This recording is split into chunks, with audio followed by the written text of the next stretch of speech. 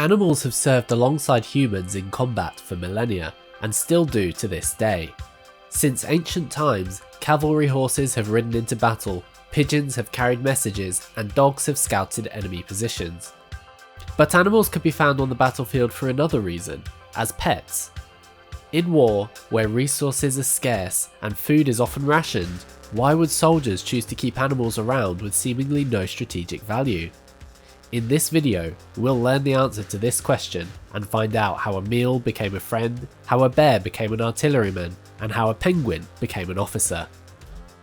These military pets would become known as mascots, and they offered a much needed source of comfort and camaraderie. These furry friends weren't just pets, they were symbols of hope and unity.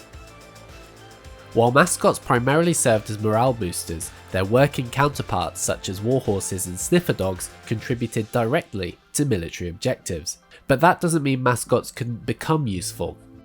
During the First World War, soldiers were facing unimaginable odds and terrible conditions as the horrors of trench warfare unfolded. Conditions in the trenches could lead to infestations of disease-spreading pests, particularly rats attracted by food, waste, and dead bodies. Cats and dogs would hunt these vermin and help maintain a level of hygiene in the trenches. Cats were also kept on board Navy ships to help keep rat populations at bay. In July 1918, Private James Donovan of the US 1st Infantry Division found a stray terrier on the streets of Paris. When he was deployed to the front lines, Donovan convinced his superiors to let him keep the dog, who he named Rags. Donovan trained Rags to carry messages between advancing infantry and supporting artillery, eliminating the need for human runners who often didn't survive the treacherous journey. Rags would serve until the end of the war, and crucial messages he carried would save countless lives. Hundreds of animals were adopted by military units during the First World War, from goats and pigs to foxes and kangaroos. Whilst their direct usefulness in combat was the exception, not the rule, soldiers all too familiar with death and suffering would find solace and comfort in raising a furry friend. This continued through to the Second World War, with soldiers adopting their new friends in some rather unusual circumstances. I'll nip back up to see the American commander and see if he'll let us have a pig. Negotiated for one pig, he wasn't too keen, but when I produced a bottle of whiskey, he said okay. When we arrived back at the company area, the butcher dropped the pig, and the pig immediately ran towards the chaps who began feeding it from their mess tins and scratching its back. And the next day, it had a collar around its neck. It had been cleaned, and someone had painted corporal stripes on its side.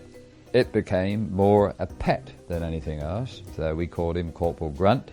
We gave him an army number, and we took him on strength of the company. Lots of officers came down to see Corporal Grunt and scratch his back. Wojtek was the pet mascot of a Polish company during the Second World War.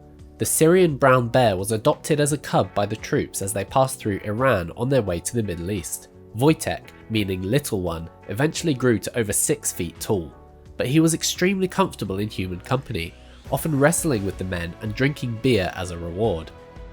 In 1943, the unit was posted to Italy, and Wojtek was enlisted so that he could accompany them, being given the rank of private. During the fierce fighting, Wojtek would help to unload heavy shells from vehicles. At the Battle of Monte Cassino, Wojtek reportedly played a crucial role in keeping Polish troops supplied by carrying ammunition back and forth between the front lines. After the war, Wojtek travelled with the unit to Scotland, where he eventually found a home at Edinburgh Zoo. Today, the tradition of mascots continues. The Irish Guard keep an Irish wolfhound by their side at all times, and the official mascot of the US Marine Corps is an English bulldog named Chesty. This is Major General Sir Nils Olav III, Baron of the Bouvet Islands. In 1972, on a visit to Edinburgh Zoo, the Norwegian King's Guard adopted a king penguin who was initially given the rank of Lance Corporal. He and his successors have been promoted each time the King's Guard has returned to the zoo, being knighted by the King of Norway in 2008 and eventually becoming a Major General in 2023.